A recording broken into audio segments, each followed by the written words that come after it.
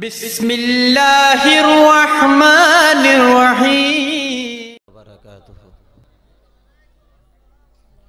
যারা দাঁড়িয়ে আছেন বসে পড়ুন, যারা বাইরে দাঁড়িয়ে আছেন আপনারা বসে পড়ুন, ফাঁকা জায়গা পূরণ করে বসুন। আলহামদুলিল্লাহ আলহামদুলিল্লাহি রাব্বিল আলামিন ওয়াল আকিবাতু লিল মুত্তাকিন। আসসালাতু ওয়াসসালামু আলা আশরাফিল আমবিয়ায়ে মুরসালিন ওয়া আলা আলিহি ওয়া আসহাবিহি ওয়া আহলি বাইতিহি ওয়া আউলিয়ায়ে মিল্লাতিহি ওয়া উলামা আহলে সুন্নতিহি আজমাইন।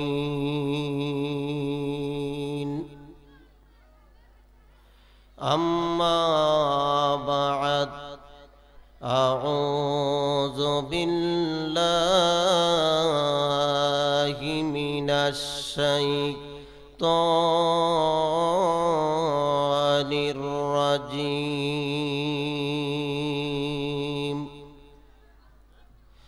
বিসমিল্লাহির রহমানির রহিম।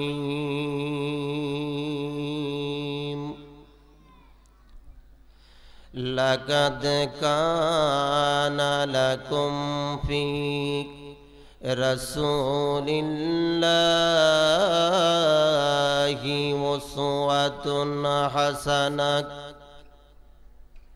قال النبي صلى الله عليه وسلم لا يؤمن أحدكم حتى أكون أحب إليه من والده وولده والناس أجمعين. متفق عليه أو كما قال عليه الصلاة والسلام. في شان حبيبه ومحبوبه ومعشوقه إن الله وملائكته يصلون على النبي يا أيها الذين آمنوا صلوا عليه وسلموا تسليما. اللهم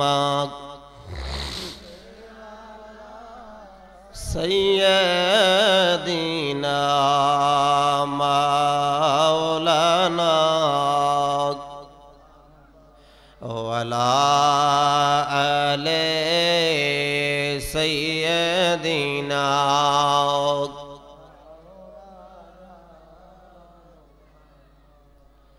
দুরূদ শরীফের আওয়াজ শুনে আমার কাছে মনে হচ্ছে আপনাদের খুব কষ্ট হইতেছে।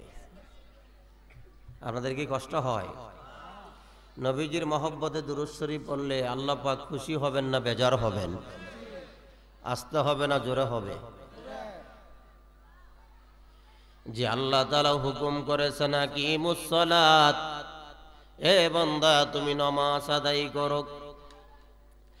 যে আল্লাহ হুকুম করেছেন ওয়াতুজ যাকাত, এ বান্দা যাকাত আদায় করো।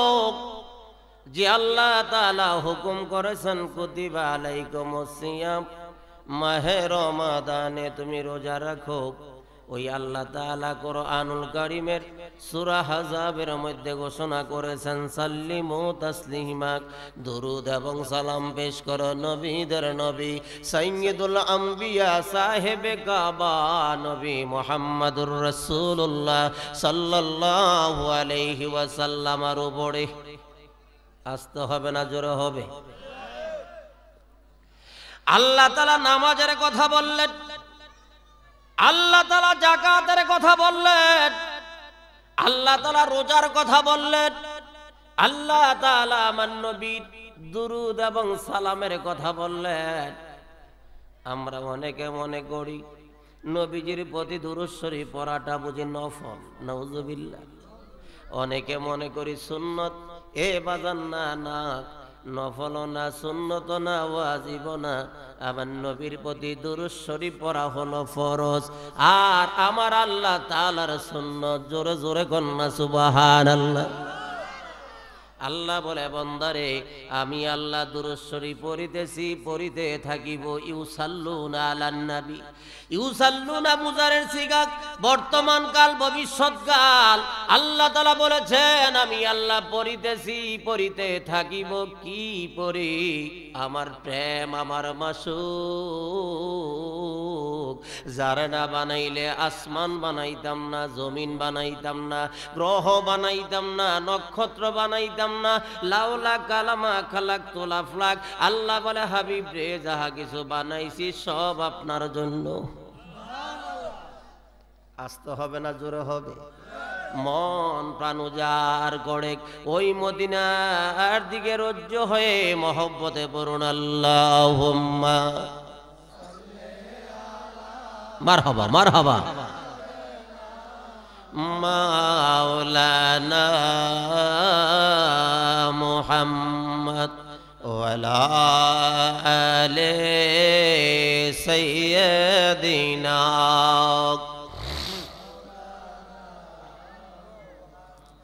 মায়ার নবী, দয়ার নবী, আশিকের প্রাণ।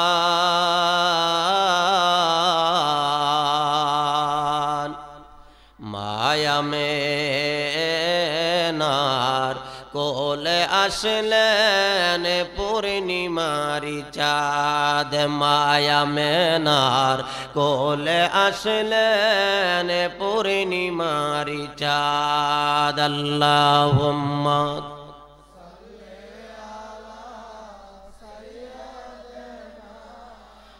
মাওলানা মুহাম্মদ ওয়ালা আলে সাইয়্যিদিনা।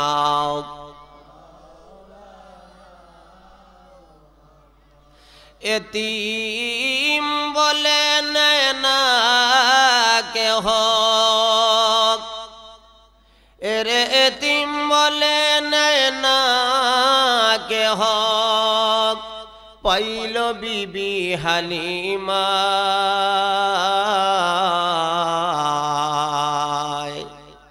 মুহাম্মদ মুস্তাফা নবী আসিলেন এই দুনিয়ায়।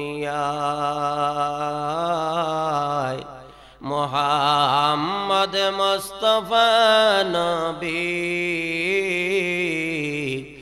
আসিলেন এই দুনিয়ায়। গর্বে থাকতে হারাই পিতা,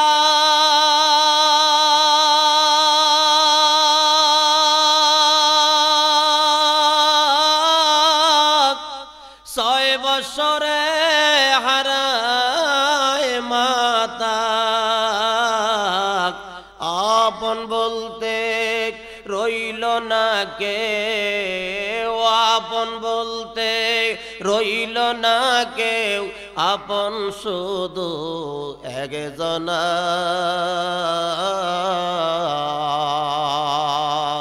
মুহাম্মদ মুস্তাফা নবী আসিলেন এই দুনিয়ায় মুহাম্মদ মুস্তাফা নবী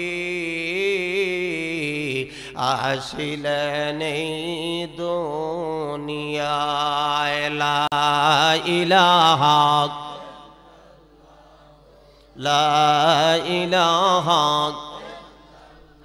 মারহাবা লা ইলাহা আর জোরে লা ইলাহা ভালো লাগে লা ইলাহা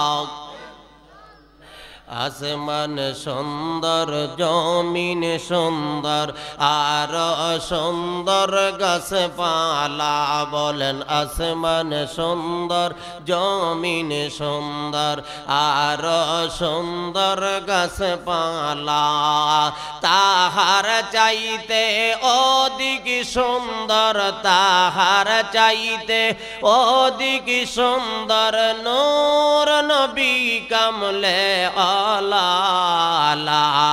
ইলাহা ও লা ইলাহা ও লা ইলাহা নাই কোন মাবুদ আল্লাহ ছাড়া লা ইলাহা ও লা ইলাহা ও লা ইলাহা লা ইলাহা ইল্লাল্লাহু মুহাম্মাদুর রাসূলুল্লাহ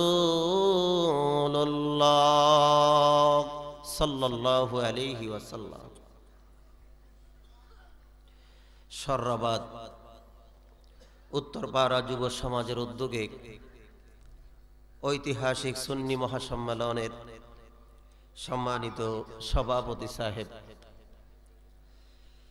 যিনি ইতিমধ্যে আমাদের মধ্যে সুন্দর বক্তব্য উপস্থাপন করেছেন, সররাবাদ ইউনিয়ন পরিষদের সম্মানিত সংগ্রামী চেয়ারম্যান জনাব মোহাম্মদ জাকির হোসেন স্বপন সাহেব, আজকের মাহফিলের সম্মানিত প্রধান বক্তা, আন্তর্জাতিক খ্যাতি সম্পন্ন মুফাসসিরে কোরআন, বিশিষ্ট ইসলামী চিন্তাবিদ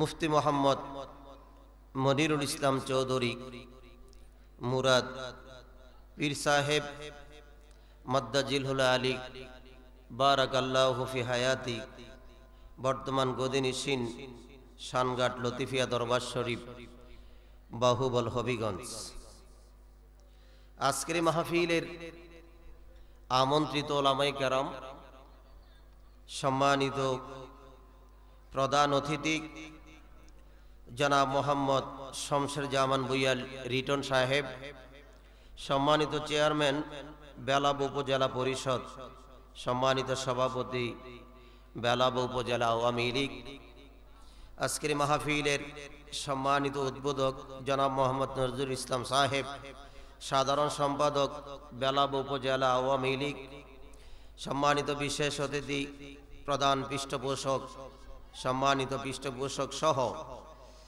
আমন্ত্রিত অতিথিবৃন্দ, বিভিন্ন অঞ্চল থেকে আগত দিনদার ইমানদার তরিকতপন্থী মুমিন মুসলমান ভাইয়েরা, পর্দার অন্তরালে সম্মানিতা শ্রদ্ধেয়া মা ও বোনেরা, মহান আল্লাহ পাকের পবিত্র শাহী দরবারে আলিশানে অগণিত শুকরিয়া জানাচ্ছি।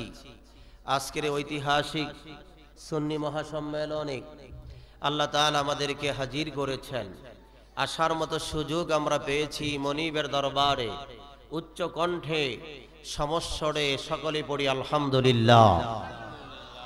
আজকের মাহফিলে আসতে পেরে আপনারা খুশি না বেজার?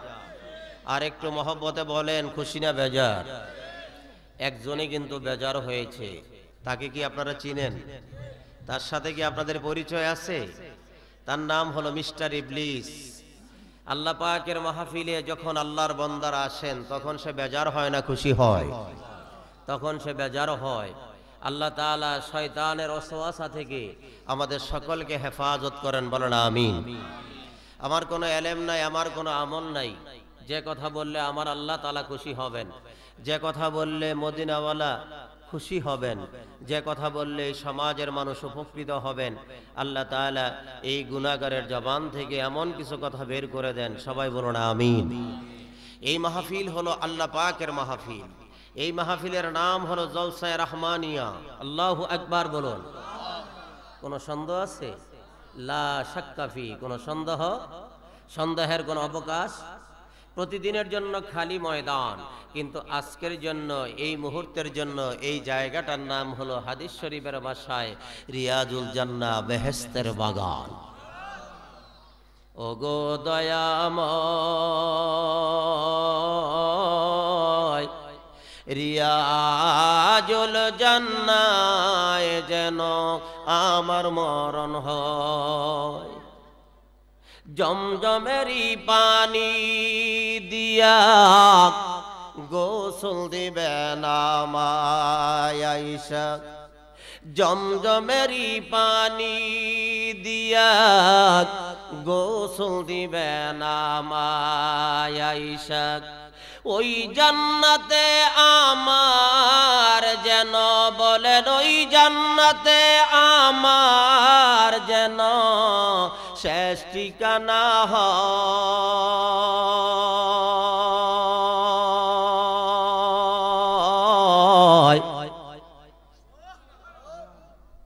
ওগো দয়াময়, রিয়াজুল জান্নাহ যেন আমার মরণ হয়। বলেন প্রভু দয়াময়, রিয়াজুল জান্নাহ যেন আমার মরণ। ওই রিয়াজুল জান্নাহ বেহেশতের বাগানে মরণ কার হবে? যিনি জান্নাতি মানুষ। এ বাজান, জান্নাতি মানুষ ছাড়া কোন জাহান্নামী মানুষকে ওই রিয়াজুল জান্নাহ আল্লাহ তাআলা কখনো শেষ নিঃশ্বাস ত্যাগ করাবেন না। যারা এই মাহফিলে জান্নাতের বাগানে এসেছেন, যারা আসবেন, প্রত্যেকে জান্নাতি মানুষ। যারা আসতে পেরেছি তারা আল্লাহ পাকের দয়া প্রাপ্ত। জোরে কোন ঠিক কিনা? ওয়া কানা বিল মুমিনিনা রহিমা। আল্লাহ তাআলা বলেছেন আমি আল্লাহ দয়াশীল। ওয়া কানা বিল মুমিনিন, যারা হলো ঈমানদার, আল্লাহ বলেছেন যারা ঈমানদার তাদের প্রতি আমি আল্লাহর দয়ার নজর। আল্লাহ তাআলা যাদেরকে দয়া করেন, যাদেরকে পছন্দ করেন, তাদের দ্বারা ভালো কাজ করান। আল্লাহ বলে, বান্দারে কেন আমি তোমারে বানাইছি? ওমা খালাকুতুল জিন্না ওয়াল ইনসা ইল্লা লিয়াবুদুন। আল্লাহ বলেছেন আমি আল্লাহ তোমারে আমার দাসত্বের জন্য, গোলামির জন্য তৈরি করেছি। এ বান্দা, তুমি আমার দাসত্ব করবা, তুমি আমার গোলামি করবা। বান্দারে, দাসত্ব আর গোলামি কেমনে করবা? নমুনা স্বরূপ আমি আল্লাহ জমিনে প্রেরণ করেছি। লাকাদ কানা লাকুম ফি রাসূলিল্লাহি উসওয়াতুন হাসানাহ। আল্লাহ তাআলা বলেছেন গ্রহণযোগ্য উত্তম আদর্শ হলো তোমাদের জন্য রাসূল পাক সাল্লাল্লাহু আলাইহি ওয়াসাল্লাম। আল্লাহ তাআলা উত্তম নমুনার কথা বলেছেন। শুধু নমুনার কথা বলেন নাই, যেই নমুনার মতো নমুনা নাই, যেই আদর্শের মতো আদর্শ নাই, ওই নমুনার নাম হলো নবী মুহাম্মদুর রাসূলুল্লাহ। জোরে বলুন সাল্লাল্লাহু আলাইহি ওয়াসাল্লাম। এ মুসলমান, আল্লাহ বলেছে বান্দারে তুমি আমার দাসত্ব করবা, গোলামি করবা। কেমনে করবা? তোমার ব্যক্তি জীবনটা কেমন হবে, সমাজ জীবনটা কেমন হবে, রাষ্ট্রীয় জীবনটা কেমন হবে, পারিবারিক জীবন কেমন হবে, আমি আল্লাহ তাআলা তোমার জন্য নমুনা প্রেরণ করলাম।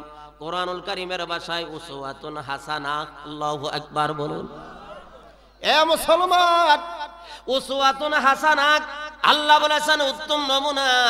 যেই নমুনার মতো নমুনা নাই, এই নমুনা গ্রহণ করতে হবে। ফলো মি প্রফেট মুহাম্মদ সাল্লাল্লাহু আলাইহি ওয়াসাল্লাম, যাকে ফলো করতে হবে তিনি হলো রহমতের নবী।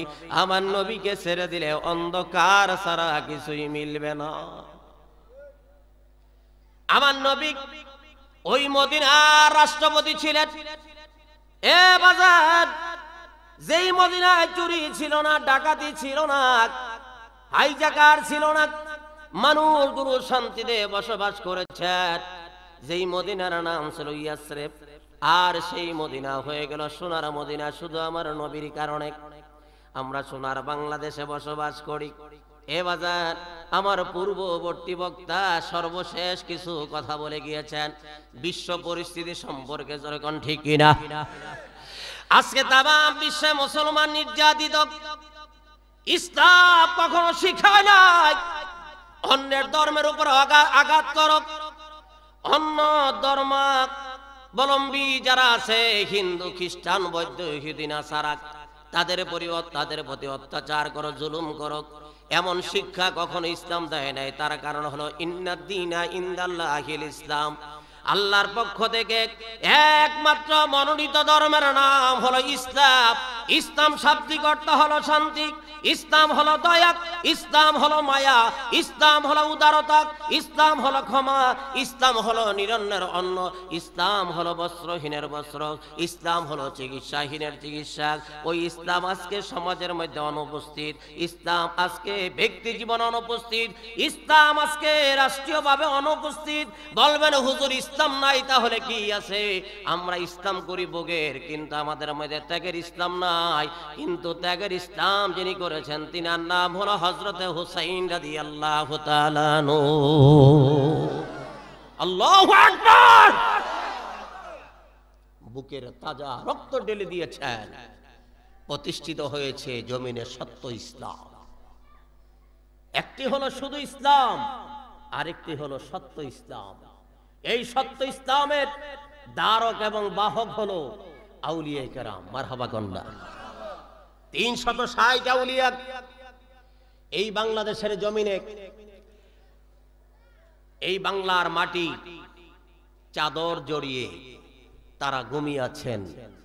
আমি বিশ্বাস করি সেই ওলিদের খাতিরে আল্লাহ তাআলা এই জমিনকে হেফাজত করেছে।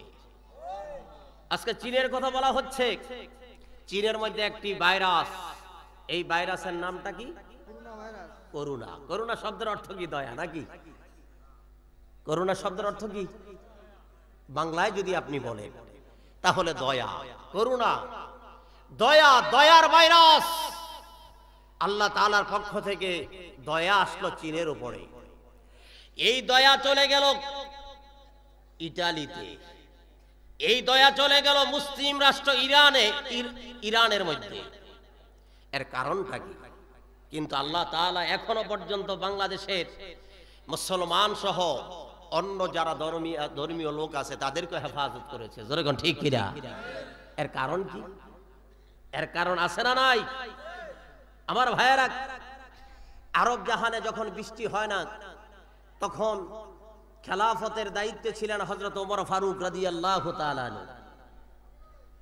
আপনি তাফসীর খুলে দেখুন, কোরআনুল কারীমের সূরা মায়েদার আয়াত নাম্বার 35, এই আয়াতে কারিমা রাব্তাগু ইলাইহিল ওয়াসিলার এই তাফসীর লিখতে গিয়ে মুফাসসির লিখেছেন, যখন বৃষ্টি হয় না তখন উনি আল্লাহ পাকের দরবারে দুইটা হাত উঠিয়ে দিলেন, দোয়া করলেন, আল্লাহ নবীজির চাচা হযরতে ইবনে আব্বাস রাদিয়াল্লাহু তাআলা আনহুমা ওনার উসিলায় আকাশ থেকে রহমতের বৃষ্টি বর্ষণ করো। হযরত ওমর ফারুক রাদিয়াল্লাহু তাআলা আনহু বয়ান করেন, আমি যখন নবীজির প্রিয় নবীজির চাচার উসিলা দিয়ে আল্লাহ পাকের দরবারে দোয়া করলাম, সাথে সাথে এই জমিন আল্লাহ তাআলা রহমতের বৃষ্টিতে ভরপুর হয়ে গেল। তাহলে উসিলা জায়েজ না না জায়েজ? একটু জোরে কর না। জায়েজ। যদিও একটি সময় আমাদের এই বাংলাদেশের কিছু সংখ্যক ওলামায়ে কেরাম উসিলাকে মানেন নাই, কিন্তু মারহাবা মাশাআল্লাহ ইদানিং আমরা নেটের সুবাদে দেখতে পাচ্ছি ওনারা ওসিলা মানেন। একটা সময় পীর মুরিদ ওনারা মানতেন না, আমি নেটের মধ্যে দেখতে পেলাম এখন পীর মুরিদ ওনারাও মানেন। কয়েকদিন আগে একটি ভাইরাল হয়েছে এই দেশে, তরিকা নকশবন্দিয়া, চিশতিয়া, কাদরিয়া, তার সাথে আরেকটি তরিকার কথা উনি বললেন, সরওয়ার্দী তরিকা। আমি দেখলাম ওনার নাম বলে, নামের আগে মৌলভী শব্দ বলে উনি বললেন যে তার হাতে হাত রেখে উনি বায়াত করলেন পাগড়ি ছেড়ে দিয়ে। আমরা সাধুবাদ জানাই, আমরা ওয়েলকাম জানাই। আমরা যেই জিনিসটি বুঝেছি আজ থেকে 50 বছর আগে, সেই বুঝ আজকে তাদের মধ্যে নতুন করে আসলো। জোরে কোন ঠিক কিনা? সুন্নিরা যে হকের পথে ছিলেন এইটা আবারও প্রমাণিত হলো। জোরে কোন ঠিক কিনা? জাল হক, হক চিরদিনই সত্য, হক চিরদিনই হক। আমার ভাইয়েরা, আমরা পীর মুরিদি আগের থেকেও মানি, এখনো মানি। এর কারণটা কি? আল্লাহ বলেছেন ওয়াকুনু মা'আস সাদিকিন, তোমরা সত্যবাদীদের সাথী হও, সাথী হও, সঙ্গী হও। এই ওয়াকুনু মা'আস সাদিকিনের ব্যাখ্যায় মুফাসসিরে কেরাম লিখেছেন, এই সাদিকিন কারা? যাদের মধ্যে আছে আল্লাহ তাআলার ভয়। সুবহানাল্লাহ কোন না? এখন ভয় কার মধ্যে আছে? যিনি চুরি করে তার মধ্যে কি ভয় আছে? একটু জোরে কোন না? ইলিশ মাছের কেজি কত? একেবারে যদি ছোট কিনেন তাহলে 3 থেকে 400 টাকা কেজি। জোরে কোন ঠিক কিনা? তখন দোকানদার বলল যে ভাই আপনাকে খুব মহব্বত করি, এই জন্য আপনার কাছে আমি মাছে লাভ করি না। তো লাভ করে না কেমনে বিক্রি করে? এর মধ্যে একটা গোমর আছে না নাই? কি বলেন? 1000 গ্রামে কয় কেজি? 1 কেজি। 1000 গ্রামে 1 কেজি। কিছু কথা আজকে নিয়ে যাবেন, কারণ এক এক ফুলের একই গ্রান। আমাকে বলেছেন গাজীপুরি সাহেব কিছু কথা আজকে বলে যাবেন যেগুলো সমাজের মানুষ উপকৃত হয়।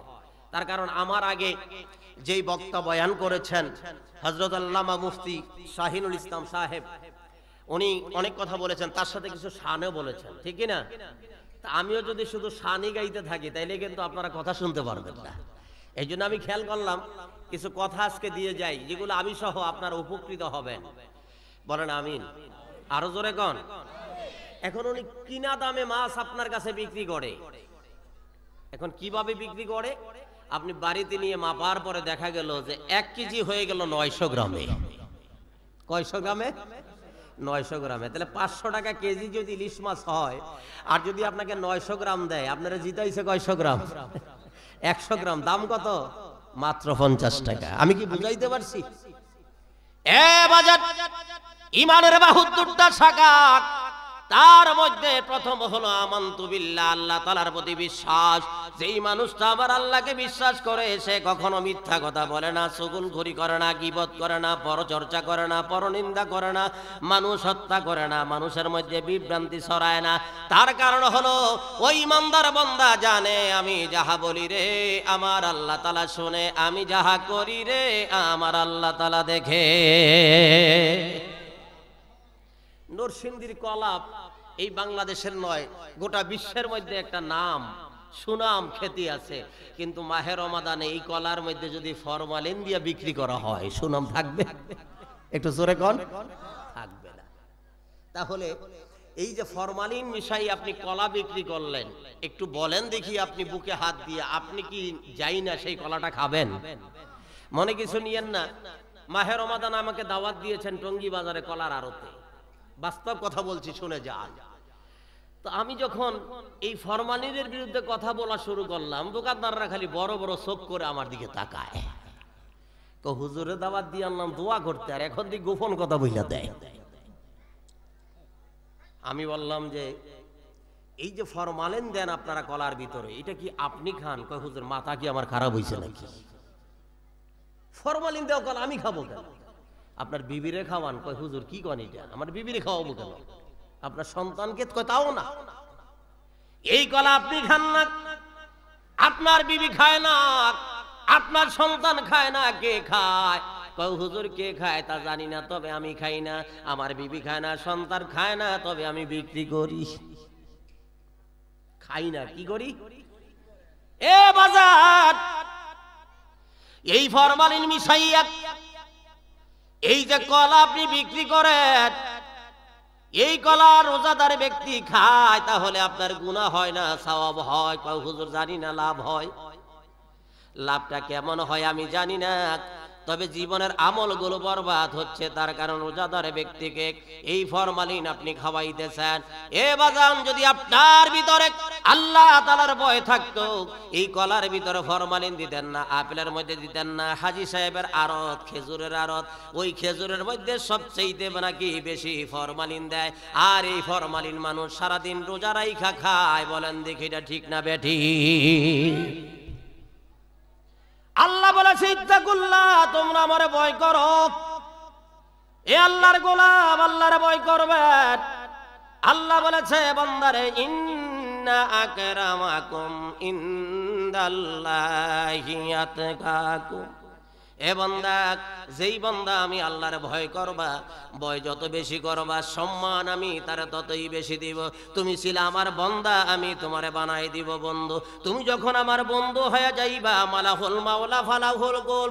এ বান্দা, যখন তুমি আমার বন্ধু হইবা, তখন তোমার হাতটা হয়ে যাবে আমি আল্লাহর কুদরতি হাত, তোমার জবানটা হবে আমার কুদরতি জবান, তোমার পাটা হবে আমার কুদরতি পা, তোমার চোখটা হবে আমার কুদরতি চোখ। তুমি যেই চোখ দিয়া দেখবা, চোখটা হলো আমি আল্লাহ তাআলার, জবানটা হলো আমি আল্লাহর, হাতটা হলো আমি আল্লাহর, পাটা হলো আমি আল্লাহর। জোরে কোন আল্লাহু আকবার। আল্লাহ বলে, বান্দারে আমি তোমারে বুদ্ধি দিলাম, আকল দিলাম। বৃষ্টি যখন হয়, ওই কাদার ভিতরে তুমি পাড়া দাও না। কাদার ভিতরে পাড়া দিলে তোমার পায়ে কাদা লাগবে, জামার মধ্যে ময়লা লাগবে। এইটা তোমার বুদ্ধি, এইটা তোমার আকল। এই বুদ্ধি আকল যেহেতু তোমার আছে, আল্লাহ বলে লি আবুদু, আমি তোমার ইবাদতের জন্য বানাইছি। বান্দা, মিথ্যা কথা বললে গুনাহ হয়, তোমার আকল তুমি বিশ্বাস করো, জানো। এ বাবা, নামাজের জন্য আযান হলো, হাইয়ালাস সালাহ হাইয়ালাল ফালাহ। নামাজের জন্য আসো, কল্যাণের জন্য আসো। আমি জানি ওই নামাজে গেলে আমার জন্য কল্যাণ, আমার জন্য হলো মঙ্গল, কিন্তু আমি যাই না, এটা আমার আকল। মিথ্যা কথা বললে গুনাহ হয়, এটা আমি জানি, এটা হলো আমার আকল। ওই বৃষ্টি হলো, কাদার মধ্যে পাড়া দিলাম না, ভালো জায়গা দেখা দেখা আমি পাড়া দিলাম, তাইলে ওজনে কম দিলে আমার গুনাহ হয়, আমি জানি। ওই ফরমালিন মিশাইয়া ফল বিক্রি করলে আমি জানি গুনাহ হয়, এরপর আমি করি। এর কারণটা কি? এর কারণ হলো আমার ভিতরে নফস। এই নফসের নাম হলো নফসে আম্মারা। জোরে কোন কি নাম? আরো জোরে কোন কি নাম? এই নাম, এই নফসের নাম হলো নফসে আম্মারা। এই আম্মারা ধর্ম হলো এই দুনিয়ার দিকে মানুষকে আকৃষ্ট করে। এ বাজার, এই দুনিয়া চাই, পরকাল চাই না। এই দুনিয়া আমার কাছে ভালো লাগে, রং তামাশা ভালো লাগে, কোরআন হাদিস আমার কাছে ভালো লাগে না, মিলাদকে আমার কাছে ভালো লাগে না, পীর মুরিদে আমার কাছে ভালো লাগে না। এইটা হলো আমার নফসের খোরাক। এই নফসের নাম হলো নফসে আম্মারা। এই নফসে আম্মারাকে দমন করতে হলে একজন হক্কানি আল্লাহর ওলির কাছে যাইতে হবে। এ বাজান, আল্লাহর ওলির কাছে যাইয়া যদি আপনি গোলামি করতে পারেন, আল্লাহর ওলির দরবারে যাইয়া যদি খেদমত করতে পারেন, এই নফসটাকে কন্ট্রোল আপনি করতে পারবেন। এই নফস যখন কন্ট্রোল হবে, আপনার ভিতর আর একটা নফস এসে যাবে। এই নফসের নাম হলো নফসে লাউমা। এই নফসে লাউমা হলো 50-50। কেমন তো ভালো করে শুনুন, এই নফসটা হলো 50-50। অর্ধেক হলো দুনিয়ামুখী, অর্ধেক হলো পরকালমুখী, অর্ধেক হলো দুনিয়ার দিকে আকৃষ্ট করে, আর অর্ধেক হলো আল্লাহর দিকে বান্দাকে আকৃষ্ট করে। এই নফসটাকে যখন খেদমত করে কন্ট্রোল করে ফেলবেন, আপনার ভিতরে একটা নফস আসবে। এই নফসের নাম হলো নফসে মুতমাইন্না। এই নফসে মুতমাইন্না যাওয়ার পরে বান্দা হয় আল্লাহর, আল্লাহ হয় রে বান্দার। ওই বান্দা যাহা বলে রে, আমার আল্লাহ তাআলার পক্ষ থেকেই বলে। মুর্শিদের চরণ বিহনে জীবন মিশে, বলেন মুর্শিদের চরণ বিহনে জীবন খারাপ লাগেনি? এরে আল্লাহ নবীর গভীর তত্ত্ব, আল্লাহ নবীর গভীর তত্ত্ব মুর্শিদে জানে। মুর্শিদের চরণ বিহনে জীবন মিশে, বলেন মুর্শিদের চরণ বিহনে জীবন মুর্শিদ যদি দয়া করে আউলিয়া বাহলাইতে পারে, মুর্শিদ যদি দয়া করে। মুর্শিদ দয়া করতে পারে না? আসতে কইলেন যে বলে হুজুর কালকে সকালবেলায় ফতোয়া হবে, দয়া করে আল্লাহ মুর্শিদ আবার দয়া কেমনে করে? আমরা যারা মসজিদের খতিব, যারা জুমাবারে খুতবা দেই, খুতবার আগে বয়ানের পরে ছোট্ট একটা শব্দ আমরা ব্যবহার করি, সম্মানিত মুসল্লিবৃন্দ আপনারা মেহেরবানি করে দান বাক্সগুলো ছেড়ে দেন, বলি কিনা? অনেক ওলামায়ে কেরাম এখানে আছেন, মেহেরবানি করে দান বাক্স ছেড়ে দেন। মেহেরবানি শব্দের অর্থ কি জানেন? দয়া। মেহেরবানি শব্দের অর্থ কি? কাকে বলেছি? বন্দারে। কারে বলেছি? বন্দারে বলেছি দয়া কইরা মসজিদের দান বাক্সগুলো ছাইরা দিতে। তাইলে বন্দারে বললাম, ওখানে জায়েজ হইল, আর অলির দরবারে গিয়ে না জায়েজ হয়ে গেল। এর কারণটা কি? অল্প বিদ্যা ভয়ঙ্করী, জুতার আলমারি, লেখা নাই পড়া নাই, গোলেমালে আজম। এক শিয়াল গেছে রাত্রে 2টার সময় মুরগি ধরতে। আপনাদের দেশে শিয়াল আছে না? আছে। রাত্রে 2টার সময় গিয়ে শিয়াল মুরগিতে যখন মুখটা লাগাইছে, বাড়িওয়ালা আবার জাগ না, ঘুমায় নাই। কেরে কেরে রাত্রে 2টার সময় আমার মুরগি ধরস। এখন শিয়াল মামা হাই চিন্তা করে, ধরা তো খেয়ে গেলাম গা, এখন আর মুরগি ধরা যাবে না, এখন চলে যায়। এবার ফতোয়া দেয় যাওয়ার সময়, যে অসভ্য বাড়িওয়ালা রায় 2টা পর্যন্ত জায়গা থাকে, এই বাড়িওয়ালার মুরগি চুরি করে খাওয়া জায়েজ নাই। কয় শিয়ালে কইছে? এক শিয়ালে। কয় শিয়ালে? এক শিয়ালে। হ্যাঁ, ফতোয়া দিয়ে জায়গা। আপনারা বলেন দেখি, এই এক শিয়ালের ফতোয়া শুই না এই বাংলাদেশের বাকি শিয়ালগুলো মুরগি খাওয়া বন্ধ করছে? আমাকে গাজীপুরের বাসায় কয় মুরগির খোপ, আপনাকে তো শিখি কয় খোপ, ওই তো কয় নরসিংদী আর গাজীপুর তো পাশাপাশি। তো এই মুরগির খোপের একটা মুখ আছে, ঢুকার জন্য দরজা আছে, এটা মা বোনেরা একটা ফিরি দিয়ে রাখে নাকি কাঠ। একদিন যদি খালি ভুলে না দেয়, ওই দিন রাতে শিয়াল মামাই সাইজ করে দিব সবগুলি। কি গন? তাহলে বোঝা গেল এক শিয়ালের ফতোয়া শুই না বাকি শিয়ালগুলো মুরগি খাওয়া বন্ধ করে। তাহলে বাংলাদেশের মধ্যে ফির মুরগি চলবে না, এই দয়া শব্দ চলবে না, এইগুলি হলো শিয়াল মার্কা ফতোয়া। জোরে কোন ঠিক কিনা? আমি বলছিলাম ইমানের সর্বপ্রথম দাবি হলো আমানতু বিল্লাহ, আল্লাহর প্রতি বিশ্বাস। যেই লোকটা আল্লাহরে বিশ্বাস করে সে কখনো মিথ্যা কথা বলে, সুদ খায়। হুজুর এটা খাইলে মোটা তাজা হয়, খাইতাম না কে? আমার হুজুর বলে গেছে এই ব্যাপারে কিছু কথা বললেন, আবার যদি না বলি বলবে গাজীপুর হিসাবে একটাও বলে নাই। কিন্তু এইটা বলার পরে আবার অনেকে বলবে হুজুর এই সাবজেক্ট ছাড়া কি আর কোনো সাবজেক্ট পায় না? এগুলো তো জুমার দিনেই হুজুররা বলে। তবে বাজান, আল্লাহ ব্যবসাকে হালাল করেছে, সুদকে কি করেছেন? হারাম করেছেন। এই হারামটা এখন আমাদের মধ্যে হইছে আরাম। এখন এই আরাম যারা খাচ্ছি তারা মোটা তাজা হচ্ছি, কিন্তু এই মোটা তাজাটা আমাদের জন্য স্বাস্থ্যসম্মত না। এইটুকু বুঝতেই আমাদের জন্য যথেষ্ট। বলেন আমিন। আরো জোরে কোন? আমি আলোচনার ওইদিকে আবার চলে যাচ্ছি। আল্লাহকে ভয় করতে হবে। এখন একটা বাঘ যখন আপনি দেখবেন, এই বাঘের আপনি ভয় করবেন না মহব্বত করবেন? ভয় করবেন। এর কারণ বাঘ আপনার উপর আক্রমণ করতে পারে।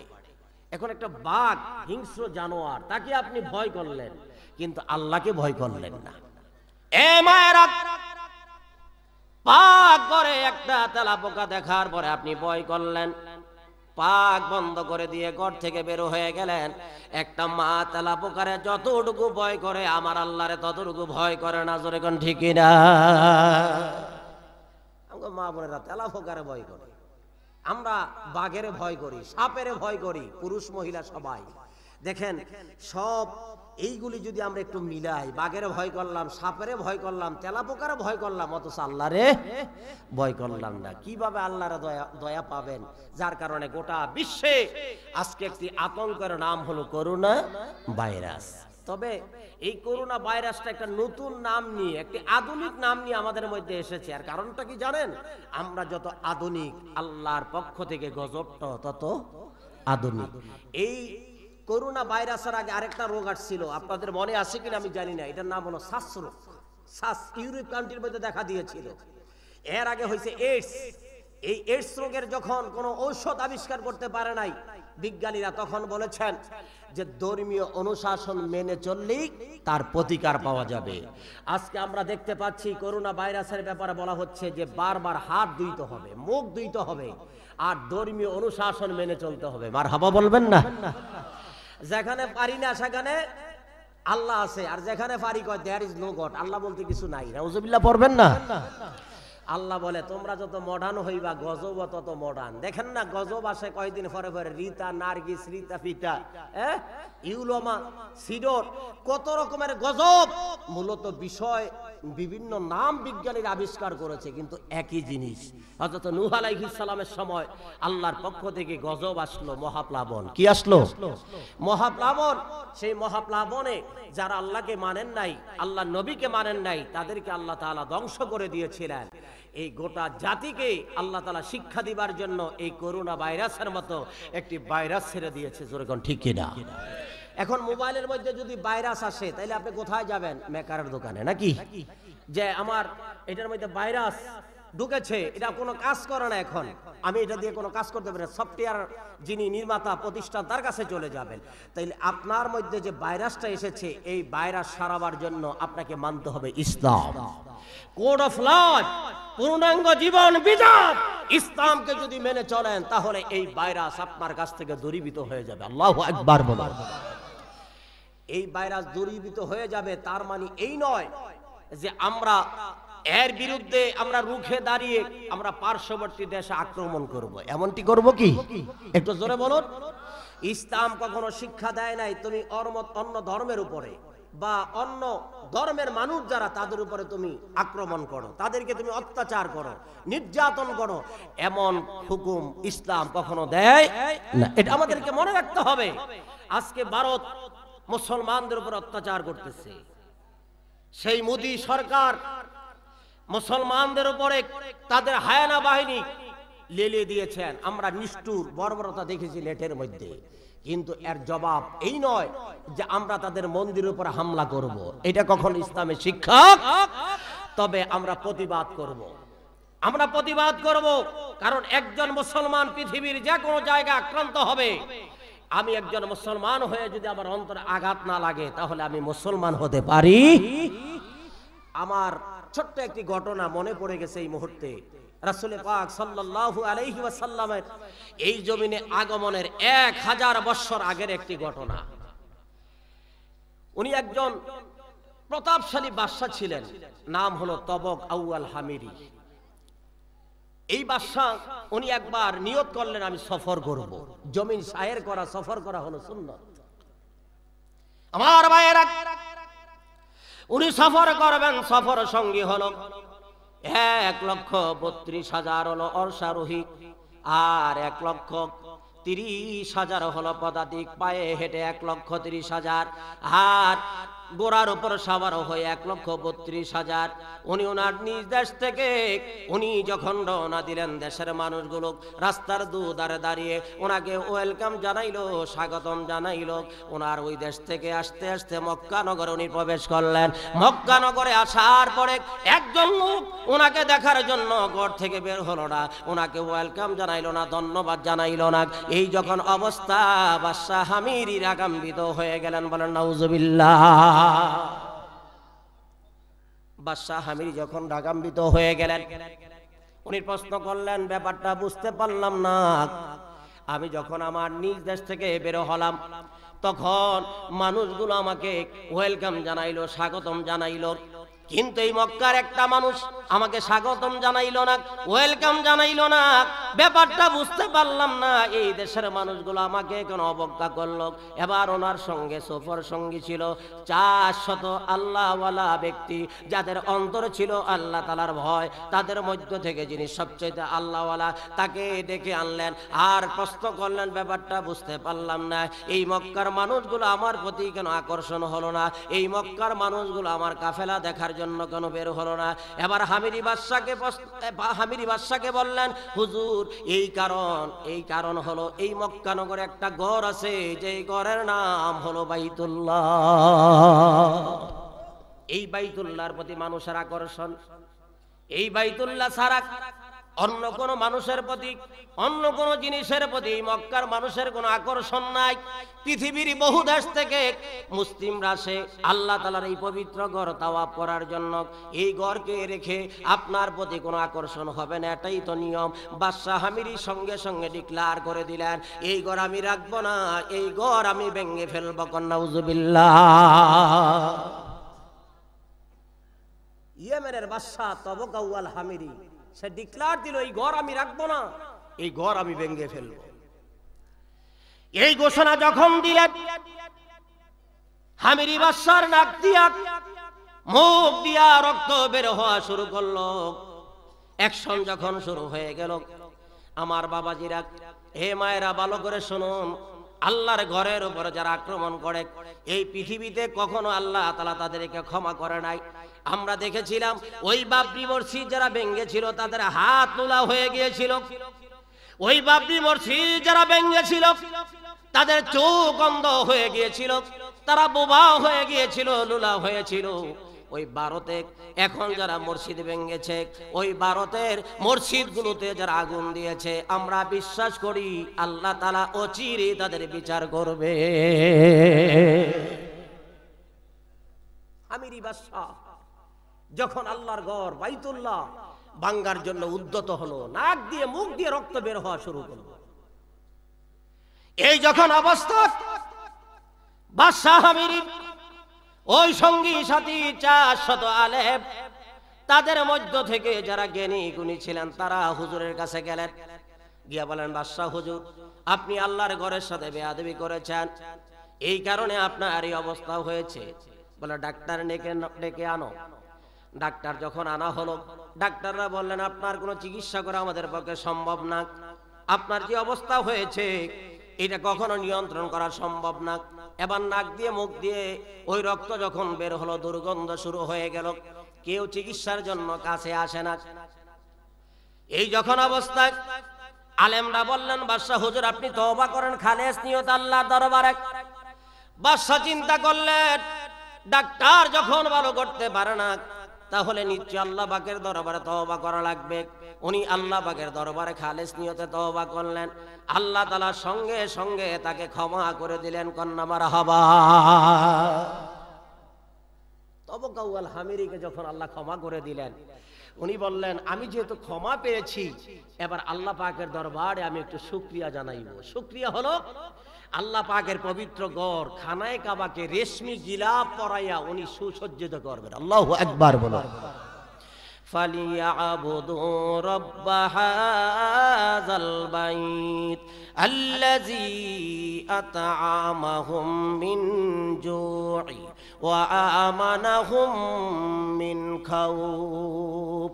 আল্লাহ তাআলা যেন কুরাইশদের হাত ধরে বলে দিচ্ছেন, এ কুরাইশেরা, তোমরা শোনো, আমি আল্লাহ তাআলার পবিত্র ঘরের খেদমত যদি তোমরা করো আর এই ঘরের মালিকের যদি তোমরা ইবাদত করো, গ্যারান্টি হলো তোমাদের জন্য দুইটা, যখন তোমাদের ক্ষুধা লাগবে আমি আল্লাহ তোমাদের খাইতে দিব, আর যখন তোমাদের ভয় লাগবে আমি আল্লাহ তোমাদেরকে নিরাপত্তা বিধান দিব। নিরাপত্তা কে দিবে? আরো জোরে কর না। ক্ষুধা লাগলে খাইতে দিবে কে? আল্লাহ তাআলা। আল্লাহর ওয়াদা কখনো ভঙ্গ হয়?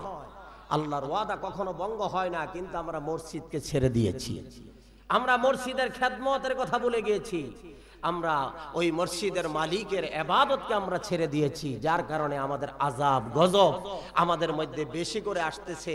মসজিদের অভাব নাই, এই বাংলাদেশের গ্রামের মধ্যে গেল আমরা এসি মসজিদ দেখতে পাই, যেরকম ঠিক কিনা? চর অঞ্চলে গিয়ে আমি দেখলাম শীতাতপ নিয়ন্ত্রিত পুরা টাইলস করা মসজিদ, ফজর নামাজে মানুষ হলো মাত্র 7 জন। এই হলো অবস্থা।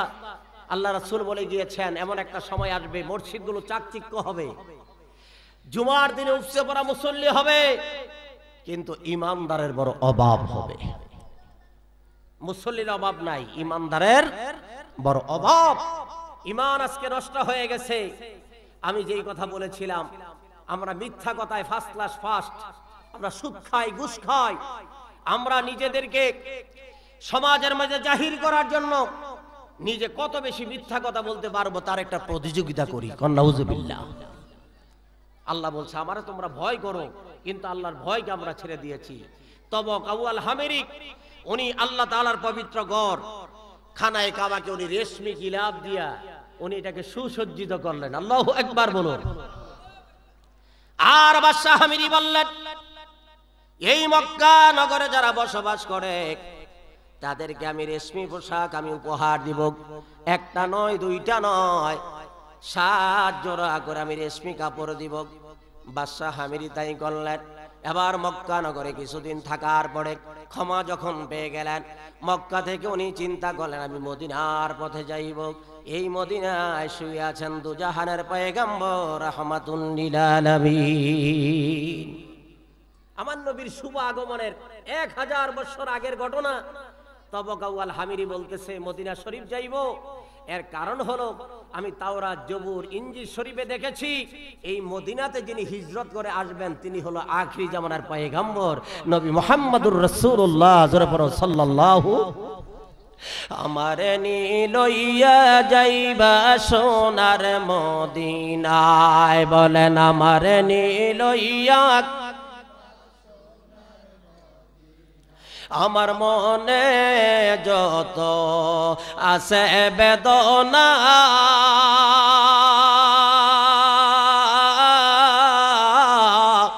তোমারে বলিব আমি রোজা পাকে যাইয়া, বলেন আমার মনে যত আছে বেদনা তোমারে বলিব আমি রোজা পাকে যাইয়া।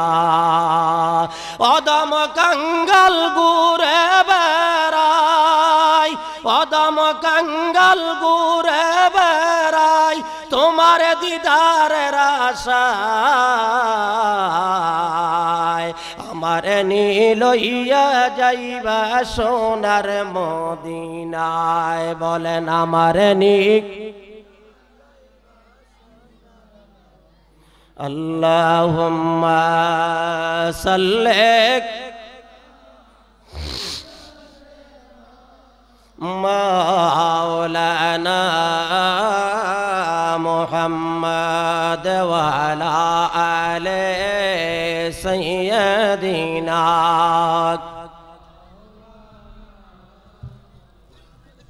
এরে আশিকিনা রে ফিন বলে। আমি যে আলোচনা করতেছিলাম সিলেবাসে 5 মিনিট মানে 1 ঘন্টা আর কি 60 মিনিট। কারণ ওনারা যে বক্তা দাওয়াত দিয়েছেন 1 ঘন্টা করে দিল কমপক্ষে, ওনাদের আমি খেয়াল করেছি 7 থেকে 8 ঘন্টা দরকার। তো এত সময় আসলে কর্তৃপক্ষের কাছে নাই। তার কারণ এই রাতের যে অংশটা 12টা বা 1টা পর্যন্ত এটা 1 ঘন্টা করে দিল কভার হয় না। তো এই কারণে সময় ওনারা খুব বেশি দিতে পারবেন না। আমি নির্ধারিত সময়ে 5 মিনিটই শেষ করে দিব ইনশাআল্লাহ। 11:15টায় মাইক ধরেছি, 12:15টায় শেষ করে দিব। আমি যে আলোচনাটা করতেছিলাম আল্লাহ পাকের পবিত্র ঘরের প্রতি দুশ্মনী করে তিনি আল্লাহর গজবের মধ্যে পতিত হলেন। আবার মুক্তি পেয়ে আল্লাহর পবিত্র ঘরের খেদমত উনি করলেন। মারহাবা কন্যা। এবার ওনার সাথে যে 400টা আলেম ছিল তারা বুদ্ধি দিল যে হুজুর আমরা মদিনা শরীফ যাব, যেই মদিনার মাটিতে আগমন করবেন দুজাহানের পয়গম্বর রাহমাতুল লিল আলামিন। 1,32,000 সেই সৈন্য নিয়ে এবং 1,30,000 পদাতিক বাহিনী নিয়ে উনি মদিনার উদ্দেশ্যে রওনা দিলেন। ওই মদিনাতে যাওয়ার পরে হামিরি বাদশাহ বললেন এই জায়গার মধ্যে আমরা কিছুদিন অবস্থান করব। এক পর্যায়ে এই মদিনার মাটি হাতের মধ্যে নিয়ে বললেন এই মদিনার মাটিতে আগমন করবেন দুজাহানের পয়গম্বর রাহমাতুল লিল আলামিন। তবে সেই আখিরি পয়গম্বরের সাথে আমি নাদানের দেখা হবে কিনা, গোলামের দেখা হবে কিনা আমি জানি না। একটা পত্র লিখে বললেন আমি এই গোলামের সালাম আপনার কদম মোবারকে, আর আমার পক্ষ থেকে আপনি সালাম নিবেন আর আমার খেদমতটুকু আপনি কবুল করবেন। আর আপনি যাদেরকে উম্মত হিসাবে কবুল করবেন তার মধ্যে আমি গুনাহগার তব কবুল হামিরির নামটা রাখবেন, বলেন আমি। এই পত্র লিখে ওই 400 আলেমের মধ্যে যিনি সবচেয়ে দেখেনি তার হাতে দিলেন, দিয়ে বললেন তুমি এই পত্রটা আল্লাহর নবীর কাছে পৌঁছে দিবে। যদি তোমার সম্ভব না হয় তাহলে তোমার সন্তানের কাছে দিবে, তোমার নাতির কাছে। এইভাবে বংশ পরিক্রমায় আমার পত্রটা দয়াল নবীর পবিত্র কদম মোবারকে পৌঁছিয়ে দিবে। এই কথা বলে মদিনা উনি ত্যাগ করবেন। 400 আলেম তারা বললেন হুজুর আমরা মদিনা শরীফ ছেড়ে যাব না। এ বাজার মায়েরা, ওই তব কাওয়াল হামিরি বাদশা উনি চলে যাবেন, কিন্তু 400 আলেম যাবে না। এই মদিনার মাটি তাদের কাছে ভালো লাগলো। বাদশা বললেন ঠিক আছে, তোমরা যেহেতু মদিনাতে থাকবা তোমাদের জন্য আমি 400 ঘর নির্মাণ করে দিব। এই 400 ঘরে তোমরা থাকবা, আর একটা ঘর আমি স্পেশাল ভাবে তৈরি করব। এই ঘরটার মধ্যে আল্লাহর হাবিব যখন এই মদিনা শরীফ আগমন করবেন, আল্লাহর হাবিব রাহমাতুল লিল আলামিন এই ঘরের মধ্যে তাশরীফ আনবেন। কোন মারহাবা। বাদশা হামিরি উনি 401টা ঘর নির্মাণ করে অতঃপর মদিনা শরীফ থেকে ইয়ামেনের উদ্দেশ্যে উনি রওনা দিলেন। উনি যখন চলে গেলেন, এই 400 আলেম ওনারা সেখানে বসবাস করলেন। এক এক করে ইন্তেকাল করলো। যার কাছে পত্র দিলেন তিনি ইন্তেকাল করলেন। অতঃপর এই পত্রটা তার ছেলের কাছে দিলেন। এইভাবে বংশ পরিক্রমায় পত্র দিলেন। আমার বাবাজিরা, এই পত্রটা যার কাছে গেল তিনি আল্লাহর হাবিবের সাহাবী হযরত আবু আইয়ুব আনসারী রাদিয়াল্লাহু তাআলা আনহু। উনি এই পত্রটা রাখলেন। ওনার একজন বিশ্বস্ত আবু লাইলা ওনার কাছে পত্রটা রেখে দিলেন। আল্লাহর হাবিব রাহমাতুল লিল আলামিন ওই মক্কা থেকে যখন মদিনা শরীফে হিজরত করে গেলেন, সবার মনের মধ্যে আকাঙ্ক্ষা হুজুর আমার ঘরে তাশরীফ আনবেন, আমার ঘরের মধ্যে হুজুর তাশরীফ আনবেন, এমন আকাঙ্ক্ষা সবার। কিন্তু আমার নবীজি কাকে বেজার করবেন, কাকে খুশি করবেন? রাহমাতুল লিল আলামিন ঘোষণা দিলেন আমার বাহন যার বাড়ির সামনে গিয়ে শুয়ে পড়বে তার বাড়িতে আমি বিশ্রাম করব। রহমতের নবীর বাহন যেতে যেতে হযরত আবু আইয়ুব আনসারী রাদিয়াল্লাহু তাআলা বাড়ির সামনে গিয়ে যখন শুয়ে পড়ল, শুয়ে পড়ার পরে আমার নবীজি ওই ঘরে বিশ্রাম করবেন। হুজরা শরীফে যাবার পরে আবু লাইলা খেদমতের জন্য প্রবেশ করলেন। রহমতের নবী সর্বপ্রথম এই কথাটাই বললেন, তোমার নাম কি? আবু লাইলা। ইয়া রাসূলুল্লাহ, আমার নাম আবু লাইলা, এটা আপনি কেমনে জানলেন? আবু লাইলার উত্তরে আমার নবী রহমতের নবী বললেন, এ লাইলা, আল্লাহ তাআলা আমাকে জানিয়ে দিয়েছেন আজ থেকে 1000 বছর আগে ওই ইয়েমেনের বাদশা মদিনা শরীফে এসেছিল, সে একটা পত্র আমার জন্য রেখে গেছে। এই পত্রটা নিশ্চয়ই তোমার কাছে আছে, আমার কাছে দাও। এই পত্রটা যখন আবু লাইলা বের করে দিলেন, আল্লাহর হাবিব রাহমাতুল লিল আলামিন এই পত্রখানা হাতের মধ্যে নিয়ে এবার বললেন, আমি ওই তব কাওয়াল হামিরিকে আমার উম্মতদের মধ্যে আমি কবুল করে নিলাম। আমার লইয়া যাইবা সোনার মদিনায়, বলেন আমার লইয়া যাইবা মদিনার দুলা যদি হইতাম, ওই কদমকে বুকে লইয়া আমি থাকিতাম। বলেন মদিনার দুলা যদি হইতাম, ওই কদমকে বুকে লইয়া আমি থাকিতাম। অদম কাঙ্গাল ঘুরে বেড়াই, অদম কাঙ্গাল ঘুরে বেড়াই, তোমার দিদারের আশায়।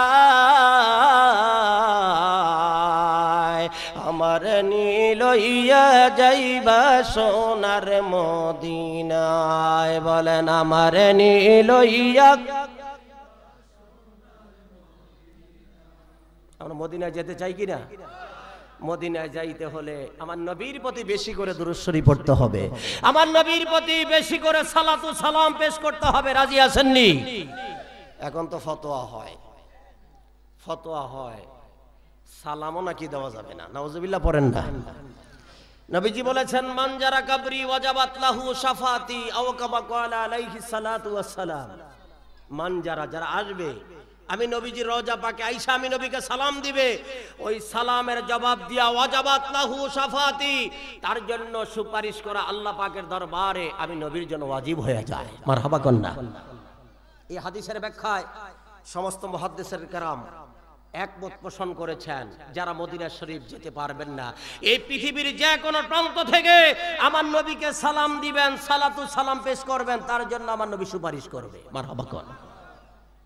এখন যারা নবীজির সালামের বিরোধিতা করে তাদেরকে নবী সুপারিশ করবে না সালাম যারা দেয় তাদের সুপারিশ করবে? এই জন্য নবীজি বলে গেছেন আমার উম্মতের মধ্যে ৭৩টা দল হবে। বনি ইসরায়েলের মধ্যে দল ছিল ৭২টা, একটা বেশি হবে। আমার উম্মতের মধ্যে ইল্লা ওয়াহিদ মিল্লাত, একটা দল ব্যতীত ৭২টা দল হবে জাহান্নামী, আর একটা দল হবে জান্নাতি। সেই দলের পরিচয় হলো আহলে সুন্নাত ওয়াল জামাত। জোরে কোন মারহাবা। আপনারা সেই দলের অনুসারী, বেশক আমি বিশ্বাস করি আপনারা জান্নাতি। আপনাদের জন্য ভালো কামনা করি। আল্লাহ তাআলা আপনাদের নেক হায়াত দান করেন, সত্যের কাফেলায় যেন শরীক হতে পারেন। কে কোন জায়গার মধ্যে তরিকা নিয়েছি, কে কোন মুর্শিদের দরবারে গেছি, এটা বিবেচ্য বিষয় নয়। বিবেচ্য বিষয় হলো আমার আকীদা। বিবেচ্য বিষয়টা কি? আমার আকীদা, আমার বিশ্বাস। পীর যার যার, সুন্নিয়ত সবার। এই কথাকে সামনে রেখে আমরা যেন ঐক্যবদ্ধভাবে সামনের দিকে আমরা অগ্রসর হতে পারি। আল্লাহ তাআলা সমস্ত সুন্নি হক দরবারকে এক বানিয়ে দেন। বলেন আমিন। আর জোরে বলেন আমিন। ওয়া আখিরি দাওয়ানা আনিল হামদুলিল্লাহি রাব্বিল আলামিন। আসসালামু আলাইকুম ওয়া রাহমাতুল্লাহি ওয়া বারাকাতুহু।